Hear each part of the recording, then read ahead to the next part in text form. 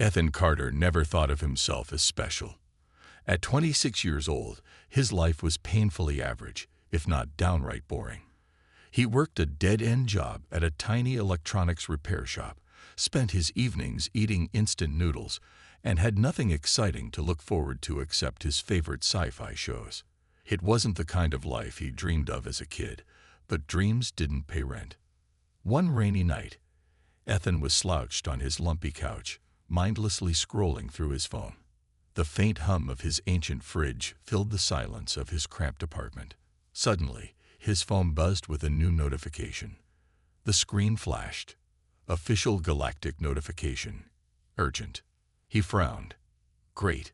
Another scam email, he muttered, ignoring it. But the notification didn't go away. Instead, his phone started vibrating violently.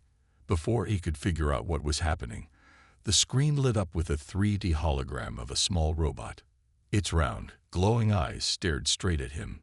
Ethan Carter, the robot said in a crisp, robotic voice. Congratulations. You have been selected as the sole heir to the estate of your great-uncle, Gerald Star-Lord Carter. Please confirm your identity to claim your inheritance. Ethan blinked. He had no idea what the robot was talking about. He barely knew his family beyond his parents. Great-uncle Gerald. He muttered to himself. Who the heck is that? Scam, Ethan decided, shaking his head. He tapped the hologram, trying to close it, but the robot kept talking.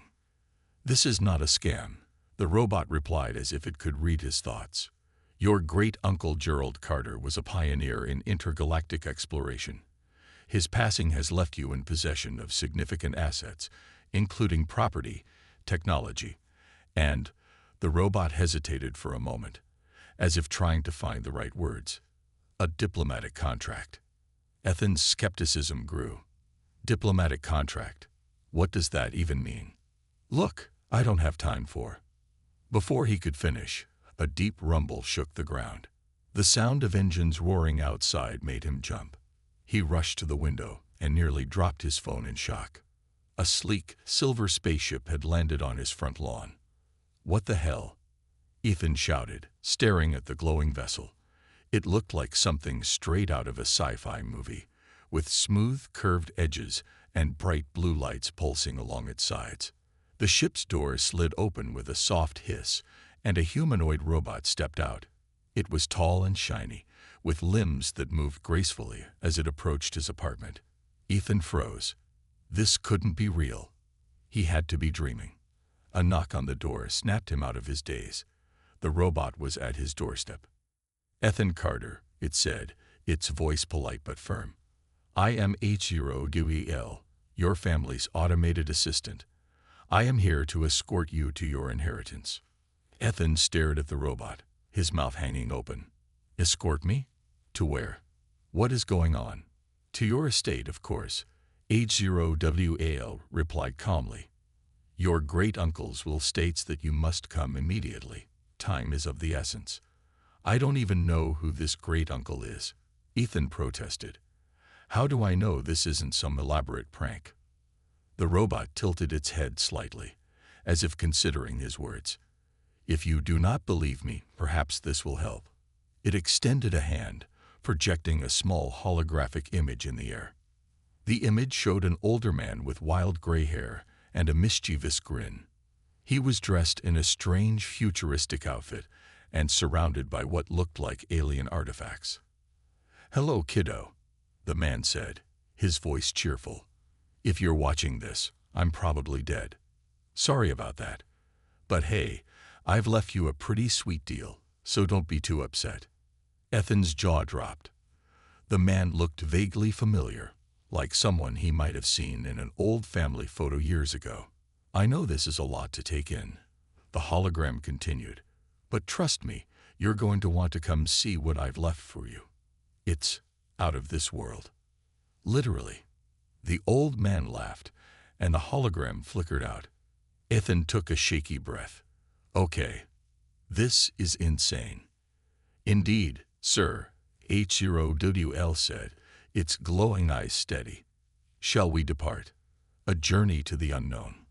Before Ethan could fully process what was happening, he found himself standing in the spaceship's sleek, glowing interior. The walls were smooth and metallic, and the air smelled faintly of something sweet and unfamiliar. "I can't believe I'm doing this," he muttered as HFY piloted the ship. The robot's hands moved with precision over a glowing control panel, and the ship hummed as it lifted off the ground. Through the window, Ethan watched as Earth grew smaller and smaller until it was just a blue dot in the vast darkness of space. His stomach churned. He had dreamed about going to space as a kid, but this was way beyond anything he'd ever imagined. "Where exactly are we going?" Ethan asked, trying to sound calmer than he felt. "To the city of Neveris," HFY replied. "It is one of the most advanced hubs in the galaxy. Your great-uncle's estate is located there." Neveris, galaxy, estate. None of this felt real. Ethan pinched himself, just to be sure. Nope, not a dream. Arriving at Neveris. After what felt like hours, the ship slowed down, and a stunning view appeared before Ethan's eyes. Neveris was unlike anything he'd ever seen. A massive city floated in space, its towers shimmering with light. Dozens of alien ships zipped around like tiny fireflies, and the entire city seemed alive with energy. "Welcome to Neveris," HFY said as they descended toward the city. The ship landed smoothly on a platform, and the doors opened to reveal a bustling alien marketplace. Ethan's eyes widened as he stepped out. Everywhere he looked, there were creatures of every shape and size. Tall, furry beings with 6 arms, glowing jellyfish-like creatures floating in the air, and small, insect-like aliens darting around. The air was filled with strange music and the smell of exotic foods. "This is incredible," Ethan whispered. "Follow me," HFY said, leading him through the crowded streets to a massive, gleaming building at the edge of the city. The building was unlike anything Ethan had ever seen. It was tall and elegant, with swirling patterns carved into its metallic surface. Inside, the walls shimmered with a soft, golden light. "This is your great-uncle's estate," HFY announced. Ethan barely had time to take it all in before a voice interrupted. "Ah, you must be the new heir." Ethan turned to see a tall, slender figure walking toward him. She was unlike any alien he had seen so far. Her skin was a soft, glowing blue, and her eyes were large and luminous. She wore an elegant outfit that shimmered as she moved, and her expression was calm and unreadable. "I am Vera," she said, her voice smooth and melodic. "Your great-uncle and my people had a unique arrangement. As part of your inheritance, I am here to serve as your guide and companion." Ethan blinked, completely at a loss for words. "Wait. What? Companion? What does that mean?" HFY cleared its throat, or whatever the robotic equivalent was. "Miss Vera is part of a diplomatic agreement between your great-uncle and her species, the Sci-Fi. She is highly intelligent and will assist you in navigating galactic society." Ethan stared at Vera, who looked less than thrilled to be there. "This has got to be a joke," he muttered. "It is no joke," Vera replied, her tone icy. "Your great-uncle was unconventional. You, however, appear entirely unremarkable." "Thanks for the vote of confidence," Ethan said dryly. Before he could ask more questions, alarms blared throughout the building. HFY's eyes flashed red. "Warning. Unauthorized personnel detected. Hostile forces inbound." Ethan's heart sank. Hostile forces? What does that mean? "It means," Vera said, grabbing his arm, "that your new life is about to get very complicated." Ethan felt the ground beneath him shake as alarms blared throughout the building. A red light flashed overhead, bathing everything in a cold, eerie glow. He didn't know what was happening, but something told him he wasn't just in over his head. He was drowning in it. Vera, the alien woman who had introduced herself so formally, moved swiftly toward the control panel. With a few gestures, the room became silent again. though the tension in the air was still palpable. Ethan stood there, his mouth slightly open, still trying to process everything that had happened in the last 24 hours. "You need to calm down," Vera said without looking at him. Her voice was cold, but there was something about it that made Ethan want to listen. "I'll explain everything. But first, we need to address the situation." Ethan glanced around nervously. "What situation? What's going on?" "I'm just trying to figure out what I inherited. This is all too much." Vera turned to face him, her glowing blue skin making her look almost otherworldly. "You've inherited more than just a fortune, Ethan Carter. Your great-uncle wasn't just a businessman. He was a player in galactic politics. And now you're the one holding the keys to the kingdom." She let out a quiet sigh, as if this was a conversation she had had too many times before. Or, in this case, the estate. Ethan shook his head. "Galactic what? Politics? You're not making any sense. I'm just a regular guy from Earth. I don't know anything about politics. Heck, I don't even know how to talk to aliens." "I understand," Vera replied, her tone softening just a little. "That's why I'm here. I'm your guide, your companion, and your protector.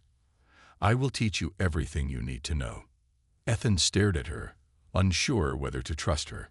She didn't exactly seem thrilled to be in this situation either. It wasn't exactly a warm welcome. Exploring the galactic hub. A few minutes later, Ethan followed Vera as she led him down long corridors filled with futuristic technology. They entered a small, sleek shuttle and took off from the building, heading toward the heart of Nevaris, the bustling galactic city where his great-uncle's estate was located. Ethan looked out the window, amazed at the view. The city was enormous, stretching across the entire surface of a floating space station. Tall buildings of every shape and size soared into the sky, some of them glowing with vibrant lights, while others were covered in strange, colorful patterns. Alien ships of all shapes zipped through the air, weaving in and out of the towering structures, while pedestrians, some humanoid, others not, walked calmly along floating walkways. "This place is unbelievable," Ethan whispered, his eyes wide. "It's unlike anything you've ever seen, I know," Vera said, her voice almost softer than usual. "Nevaris is the heart of galactic commerce and politics. You'll find every species, from the smallest merchant to the most powerful leaders, all here." Ethan didn't know whether to be excited or terrified. Everything felt so alien. But it wasn't just the buildings and ships that threw him off. It was the people. No, the beings.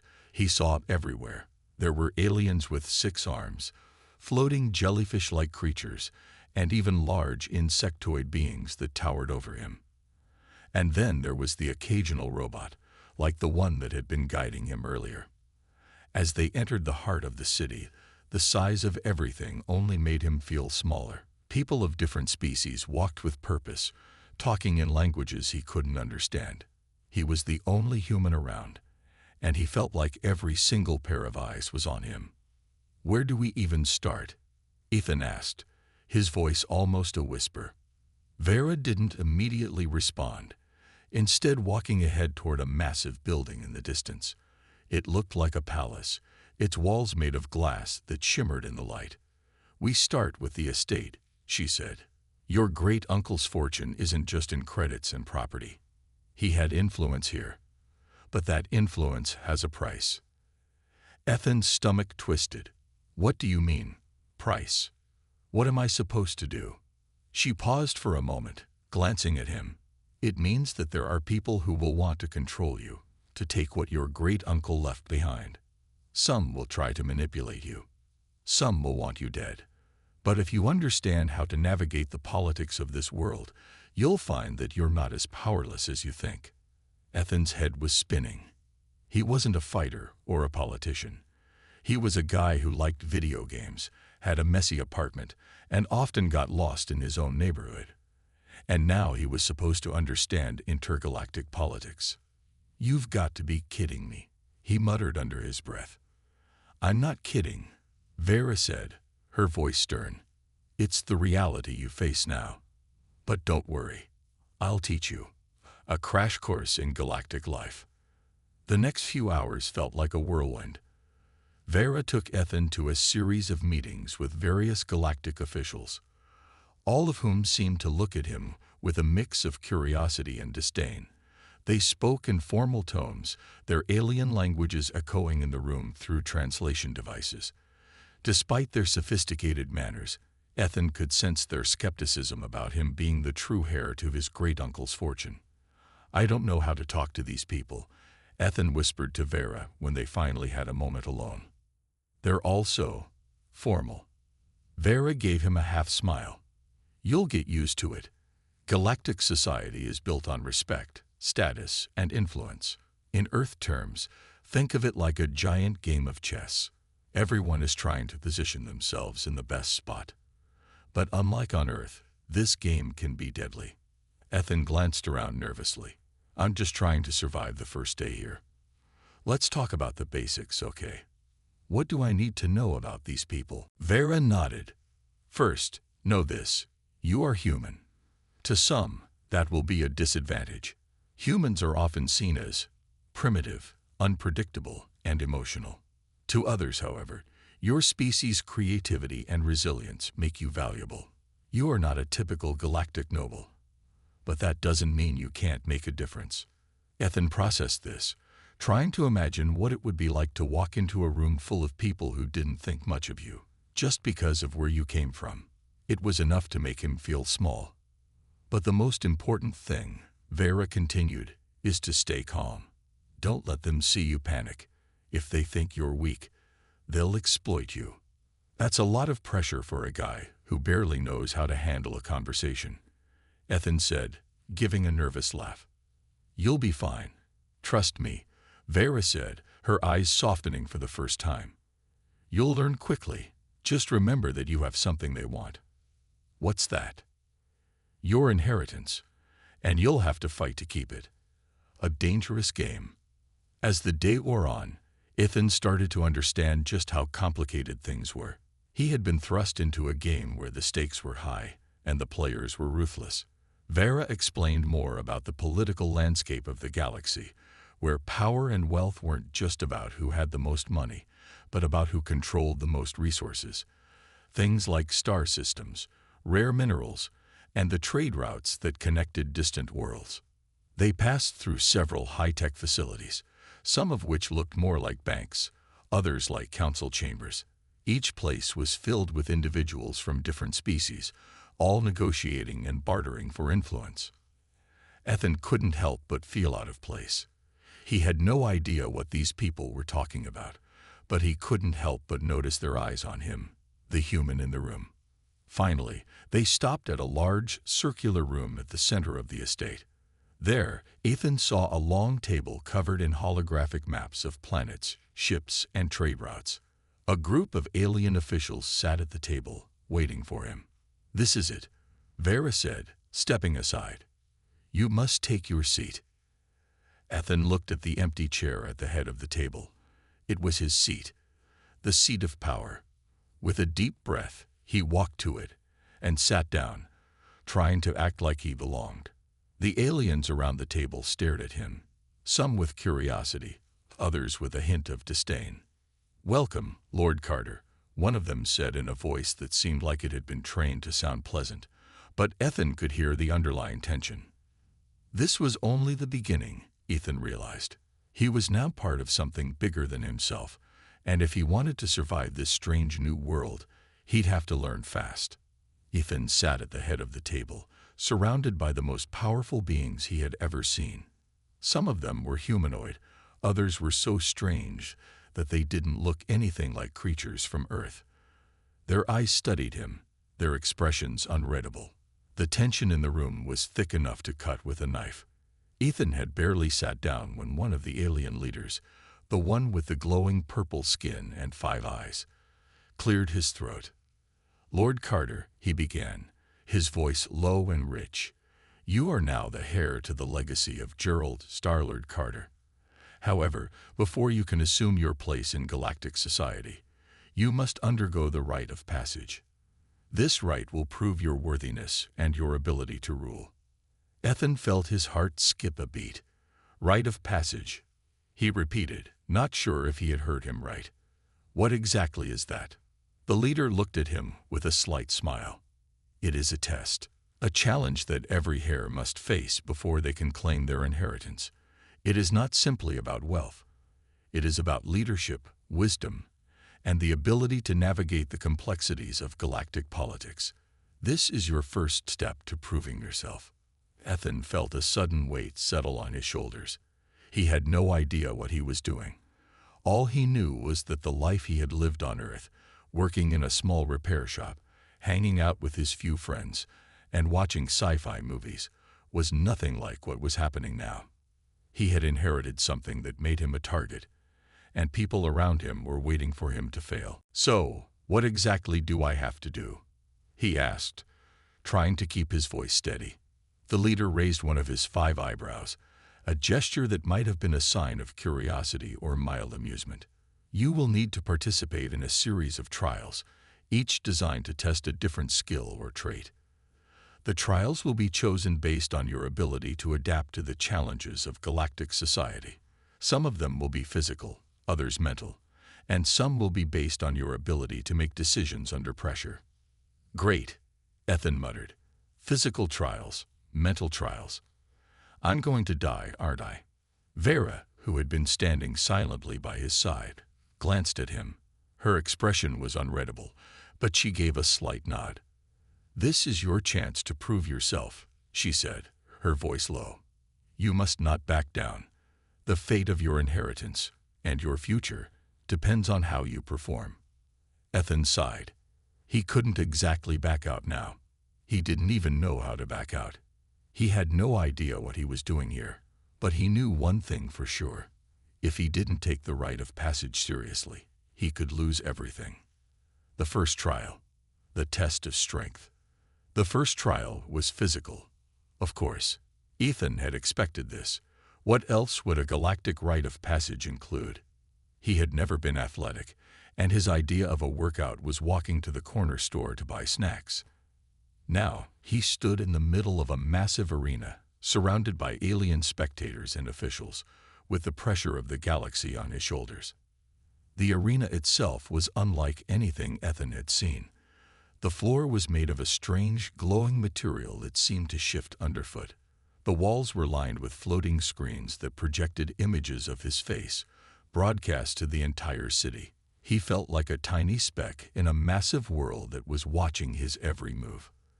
You will face an opponent, the voice of the lead judge echoed from above. Defeat them, and you will proceed to the next trial. Ethan's eyes widened as a massive door on the far side of the arena opened. A figure stepped through. The creature that entered was at least 7 feet tall, covered in shimmering red scales.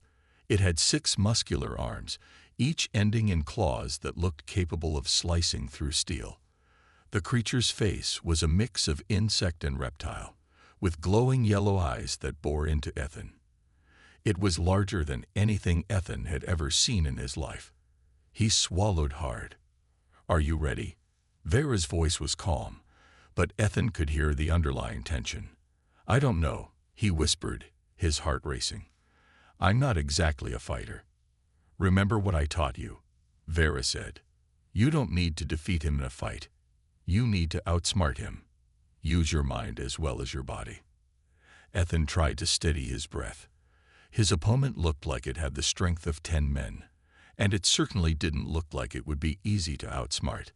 But Vera's words stuck with him. This wasn't just about strength, it was about strategy. The judge raised a hand, signaling the start of the match. Ethan's heart hammered in his chest as the creature charged toward him, roaring. Ethan barely had time to react, but instinctively he ducked out of the way, narrowly avoiding the creature's massive claws. His mind raced. What would his next move be? Running wouldn't help. He needed to think quickly. As the creature turned to face him, Ethan saw a glimmer of light reflecting off its scales. He noticed a weak spot at the joint of its shoulder, where the scales seemed slightly thinner. It was a small detail, but it gave him an idea. As the creature lunged again, Ethan dodged and grabbed a large piece of debris lying on the ground. He used it to distract the creature, tossing it to the side. The creature swiped at the debris, its claws scraping the ground. With one swift move, Ethan rolled under the creature, getting behind it. With all the strength he could muster, he shoved the debris into the weak spot in the creature's shoulder. The creature howled in pain, stumbling forward. Ethan didn't hesitate. He grabbed a nearby piece of equipment, using it to knock the creature off balance. With a final push, he sent the creature crashing to the ground. The arena fell silent for a moment before the crowd erupted into applause. Ethan was panting, his body sore from the quick movements. He had done it. He had won the first trial. The second trial, the test of wisdom. The next trial was a completely different beast. Ethan found himself standing before a large council of alien judges, each one staring at him as if he were some kind of puzzle to solve. These weren't physical judges, though. They were all intellectuals, experts in the arts of galactic politics and diplomacy. And now, Ethan was going to face them in a battle of wits. The leader of the council spoke first. "Lord Carter," she said, "in this trial, we will test your decision-making skills. You will be given a series of scenarios that require a leader to make tough moral choices. Each decision you make will reveal something about your ability to rule. Fail, and you will not progress." Ethan nodded, trying to calm the butterflies in his stomach. The last trial had been physical, but this one was all in his head. The first scenario was presented to him. You are the ruler of a planet, and your people are facing a deadly disease. You have a limited amount of resources, and you must choose how to distribute them. Do you save the wealthier districts, where the most influential citizens live, or do you prioritize the poorer districts, where the disease is spreading most rapidly? Ethan's mind raced. This wasn't just about what was right. It was about the consequences of his decision. Every leader faced tough choices, and there were no easy answers. After a long pause, Ethan spoke. "I would prioritize the poorer districts. The wealthy can afford to survive. The poorer districts need help now to prevent the disease from spreading further." The leader of the council nodded. "An admirable answer, but not everyone would agree with your decision. The wealthy have influence. They may be able to help you in the future, but you've chosen compassion." The next scenario came quickly. You must decide whether to enter into an alliance with a species known for their ruthless nature. They can help you expand your influence, but they are not to be trusted. Do you form the alliance or reject it? Ethan thought for a moment. I would form the alliance, but I would do so cautiously, knowing that trust must be earned. I would make sure that any agreement was beneficial for my people, and that I kept a close watch on them. The council members exchanged looks, murmuring among themselves. Ethan could tell that they were impressed, but he wasn't sure if his answers would be enough to pass. One final scenario was presented. You are faced with a rebellion from one of your colonies. The people are fighting for their freedom, but they are causing destruction. How do you respond? Ethan didn't hesitate this time. I would try to negotiate first, to understand their grievances. Violence should be a last resort. If the rebellion cannot be stopped by peaceful means, then I would defend my people, but I would try to minimize the damage and loss of life. The council was quiet for a long moment. Finally, the leader spoke again. You have shown wisdom, compassion, and a deep understanding of what it means to lead. You passed the trial. The evening sun cast a deep orange glow over the spaceport as Ethan stood with Vera, gazing out over the landing pads. They had just finished a long day of diplomatic meetings and trials, and it felt like the city was finally starting to calm down. Ethan still had a lot to learn about galactic politics, but for the first time since arriving on Neveris, he felt like he might actually survive here. Vera stood next to him, her expression serious. It's been a long day, but you've done well, she said, her voice soft. Your performance in the trials has earned you respect. But remember, your challenges are far from over. There are people out there who will want to test you, and some will do so in dangerous ways. Ethan nodded, but a nagging feeling still lingered in the back of his mind. He had barely begun to understand the politics of this world, and now Vera was talking about threats. He had hoped that by passing the trials, he would earn some time to relax, but it seemed that wasn't going to be the case. "Who would want to test me now?" Ethan asked, trying to keep his voice steady. "I've just finished these trials. Isn't that enough?" "It's never enough," Vera replied, her voice cold but firm. "In this galaxy, power is never fully secure. Once you gain some, others will try to take it from you. And sometimes, they'll do so by force." Ethan shivered slightly. He had heard of mercenaries before, elite soldiers for hire, but the idea that they might be coming after him felt too real. He had only just begun to grasp what it meant to be the heir to his great-uncle's fortune, and now there were threats to his life. This was more than he had signed up for. Suddenly, a loud explosion ripped through the air, followed by the sound of sirens. Ethan turned quickly, his heart racing.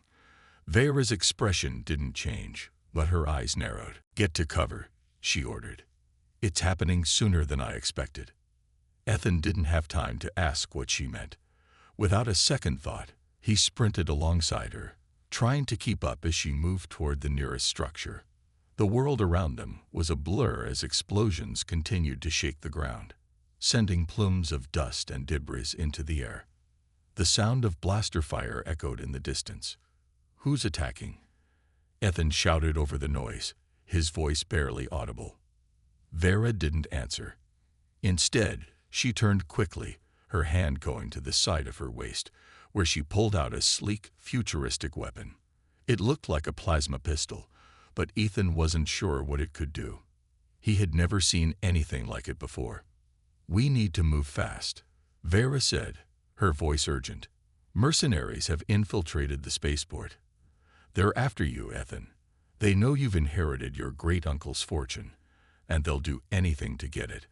Ethan's blood ran cold. "They're after me. Why?" "Your great-uncle was no ordinary man," Vera replied.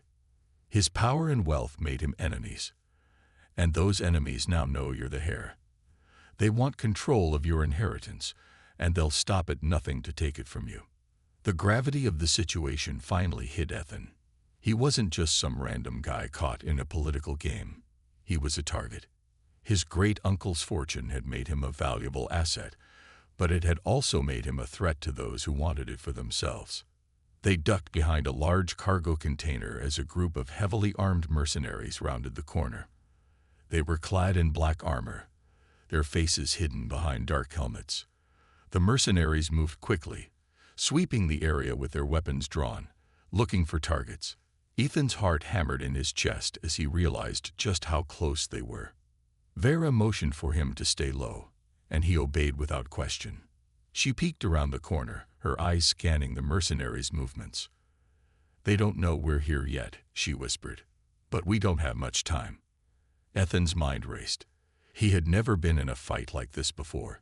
He was used to video games where he could respawn after dying. Here, there were no second chances. If he messed up, he could die. "Can't we just run?" Ethan asked, panic rising in his chest. "Get to the shuttle and leave." Vera shook her head. "No. The shuttle is too far, and the mercenaries would be able to track us. We have to hold our ground for now." Before Ethan could respond, a burst of plasma fire rang out from the mercenaries' position, narrowly missing their hiding spot. Vera fired back with her pistol, sending a shot that ricocheted off the mercenaries' armor. "Stay down," she shouted. Ethan crouched lower, trying to steady his breathing. The sounds of combat were all around him: blaster shots, explosions, and the crackle of energy shields blocking incoming fire. He could feel the adrenaline surging through his veins, making everything seem sharper and more immediate. "We need to make a plan," Ethan said, trying to think. "How do we fight back?" Vera looked at him, her expression cold and calculating. "We're outnumbered. But you have something they don't: your great-uncle's knowledge. He built this place for a reason. Follow me and keep your head down. I'll lead you to the control room."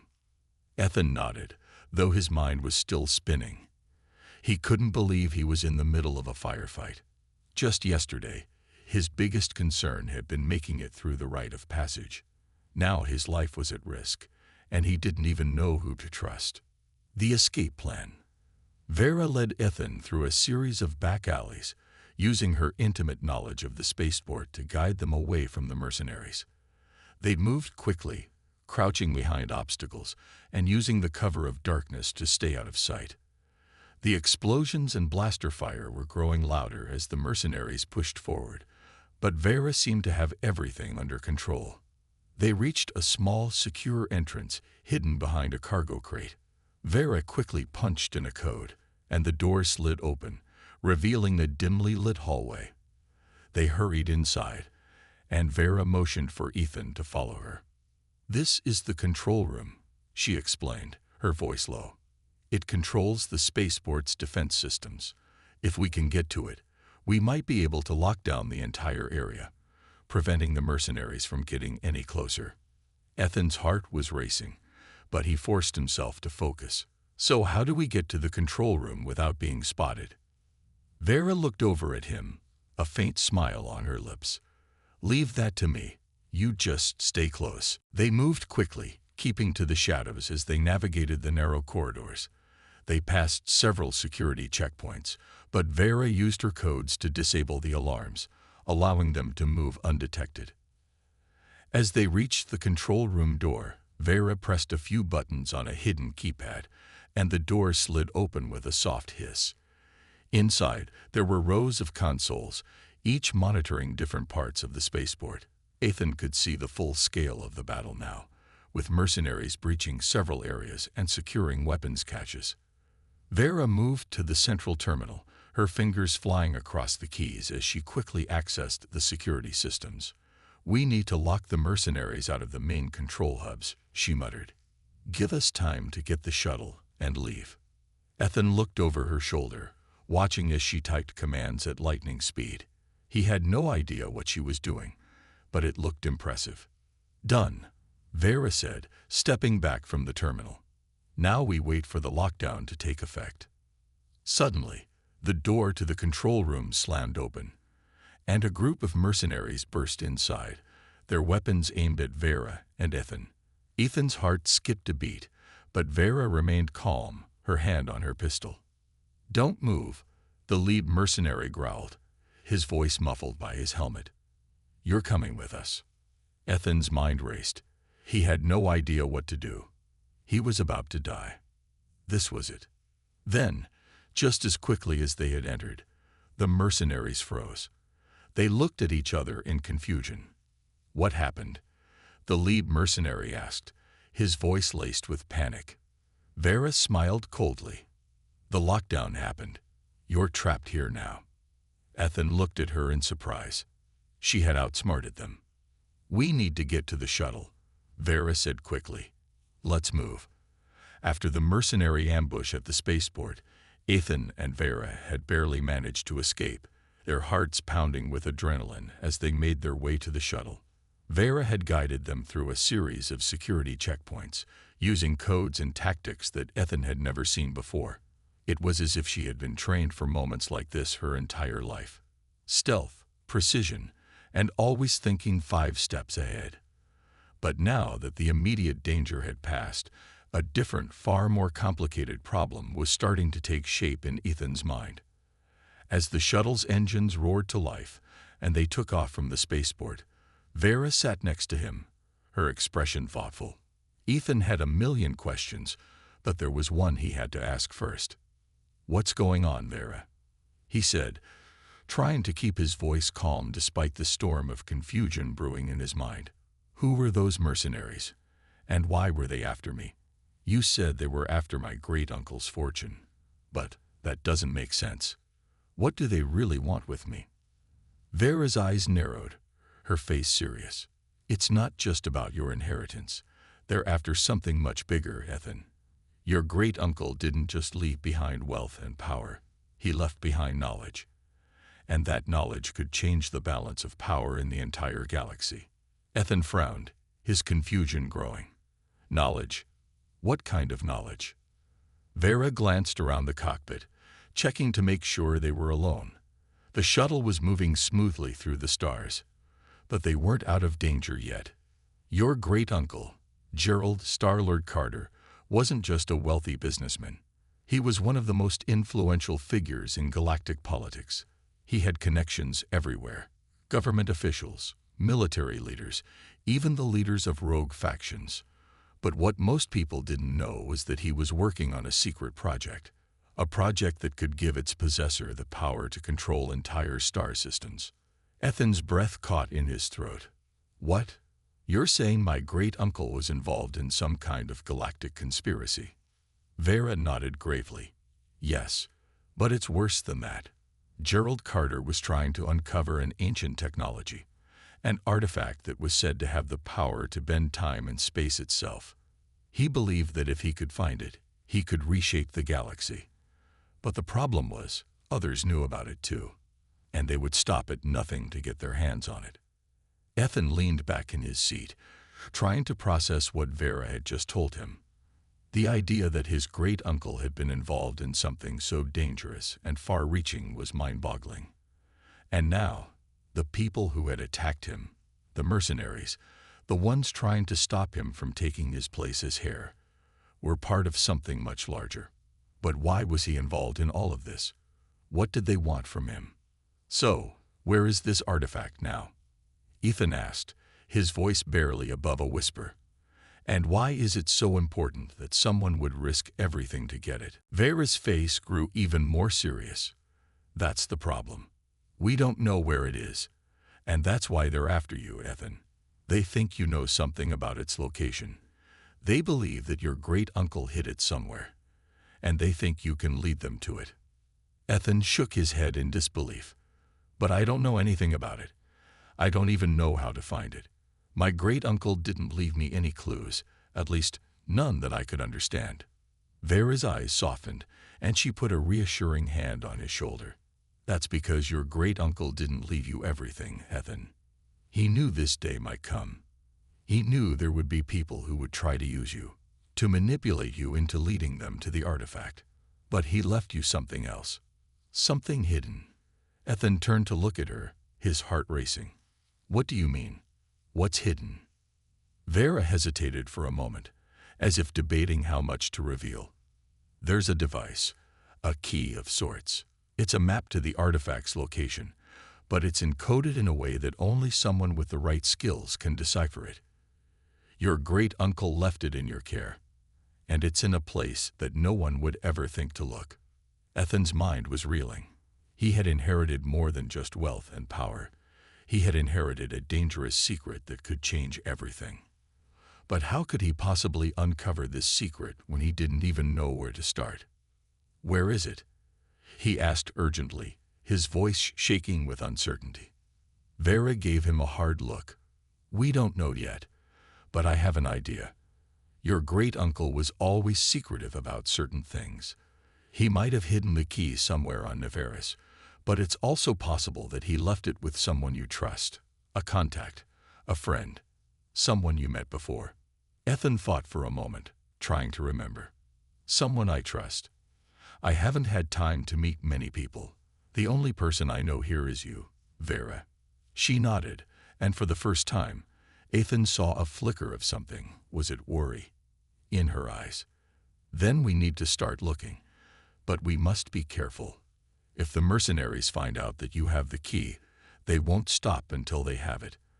And once they have it, they'll use its power to reshape the galaxy. And that could be disastrous.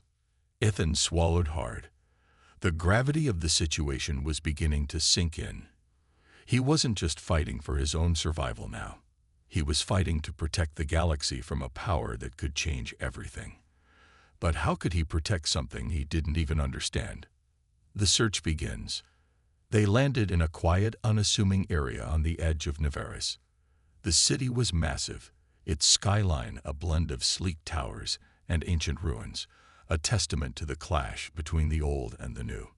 But despite its outward calm, Ethan could feel the tension in the air. He and Vera had barely touched down when they began receiving strange messages, encrypted signals that seemed to come from every direction.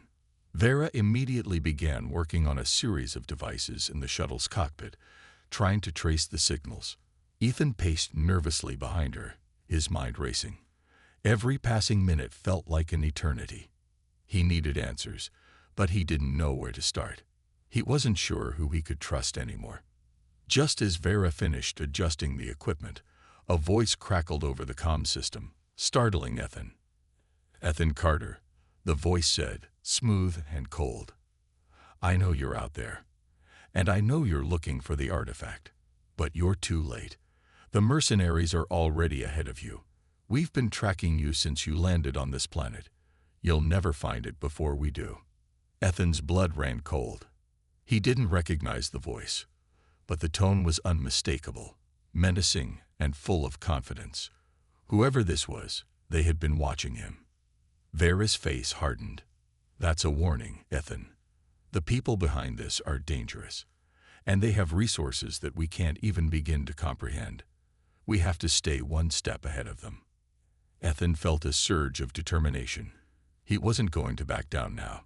He had inherited not just a fortune, but a responsibility, one that could shape the fate of the galaxy. And he wasn't going to let anyone take that away from him. "Then let's find the key," he said firmly, his voice steady. "And let's stop these mercenaries before they can destroy everything." Vera nodded. "We'll have to move fast. But there's no time to waste. The longer we wait, the closer they get." As they set off again, the weight of what was at stake pressed down on Ethan. The galaxy was changing. He could feel it in his bones, and he had a choice to make: follow the path laid out for him by his great-uncle and risk everything, or fight for his own future and the future of countless others. The adventure was just beginning, and the galaxy would never be the same again.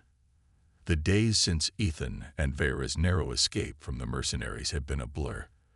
They had jumped from place to place, trying to stay one step ahead of the people hunting them. With each passing hour, it became more and more clear that the stakes weren't just about the fortune his great-uncle had left behind. There was something far more dangerous at play, an ancient artifact that could reshape the entire galaxy. Ethan felt the weight of responsibility on his shoulders like never before. Not only was he trying to understand a legacy that was thrust upon him, but now he was running from enemies who wanted to use that legacy to control everything. The artifact, hidden by his great-uncle, had to be stopped from falling into the wrong hands, hands that could easily plunge the entire galaxy into chaos. For the first time since arriving on Neveris, Ethan felt a sense of purpose stronger than fear. There was no turning back now. He couldn't let his great-uncle's legacy be twisted by mercenaries, politicians, or anyone else. The artifact had to be found, and it had to be protected. But how? How could he, a mere inexperienced hare, face off against those who had been planning for this moment for years, if not decades? He turned to Vera, who had been his guide through this madness. She was calm, even when the world around them seemed to be on the brink of falling apart. She had taught him so much already, about galactic politics, the military factions, and the dark undercurrents running through the galaxy. But even with all her knowledge, Ethan could tell she was as uncertain as he was about the next steps. The truth was, no one really knew what would happen next. "We don't have much time," Vera said, breaking his thoughts. "The mercenaries are closing in. We need to act fast. The longer we wait, the more dangerous this becomes." Ethan nodded, his jaw clenched. "I know. But how do we stop them? How do we even find the artifact?" Vera's face was grim. "We don't find it through force or brute strength. We find it through brains, through strategy. Your great-uncle knew this day would come. He left behind clues, small ones, hidden in places only a few could ever find. We just need to figure them out." Ethan wasn't sure if he believed her. It felt like they were running on hope more than any real plan. But he had no other choice. He couldn't run away from this fight. Not when so much was at risk. The final push. The hideout they had taken refuge in was a dilapidated building on the outskirts of the capital city of Neveris. The walls were cracked, the windows were boarded up, and the air inside was thick with the smell of old machinery and dust. But it had one advantage. It was hidden, far from the prying eyes of the mercenaries that were chasing them. Vera stood at a small table, scanning the holographic map of Neveris and its surrounding systems. Her fingers flew over the interface, zooming in on certain locations and analyzing data. Ethan was at her side, trying to absorb as much information as he could. He wasn't a master strategist like her, but he had learned enough in the past few days to understand the importance of timing and positioning. "There's a place," Vera said, pointing to a spot on the map. "An old research facility. It was abandoned years ago, but your great-uncle had it sealed off. He didn't trust anyone with it. That's where we'll start looking for the key to the artifact." Ethan leaned over the table, studying the coordinates. "That's far from here. It'll take us hours to get there."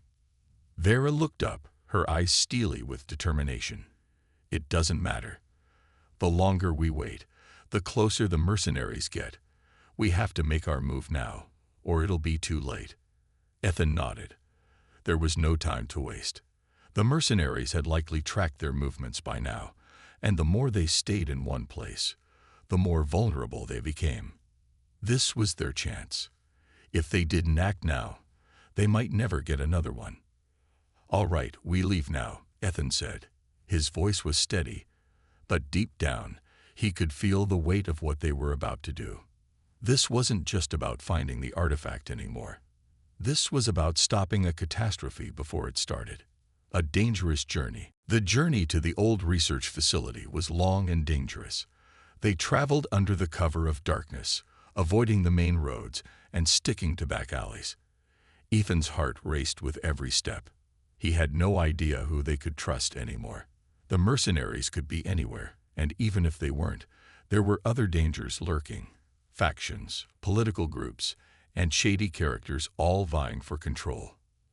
They were about halfway to their destination when Vera suddenly stopped, holding up a hand. Ethan froze, his instincts kicking in.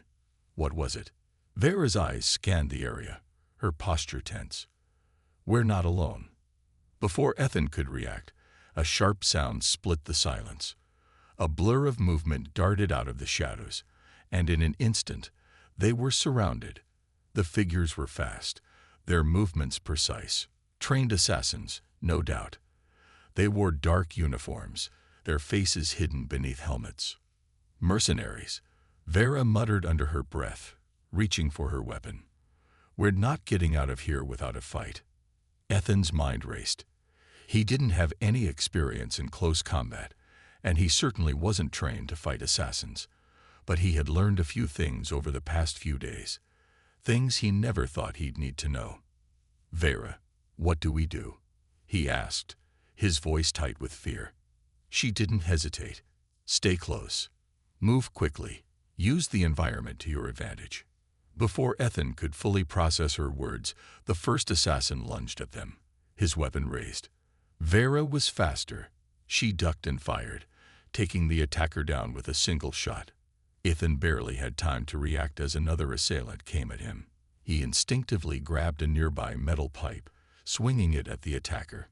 To his surprise, it connected, sending the mercenary stumbling back. Vera moved with grace, her pistol in hand, taking out enemy after enemy with swift precision. Ethan followed her lead, trying to keep up and defend himself. His heart pounded in his chest as he swung the pipe at another assailant, finally managing to land a solid hit. The figure crumpled to the ground, knocked unconscious. In a matter of moments, the battle was over. The assassins were either knocked out or incapacitated, and Vera and Ethan were standing in the middle of the darkened street, breathing heavily. "That was too close," Ethan said, his hand shaking as he dropped the pipe to the ground. Vera wiped the sweat from her brow, unfazed. "We don't have time to waste. Let's keep moving." The final countdown.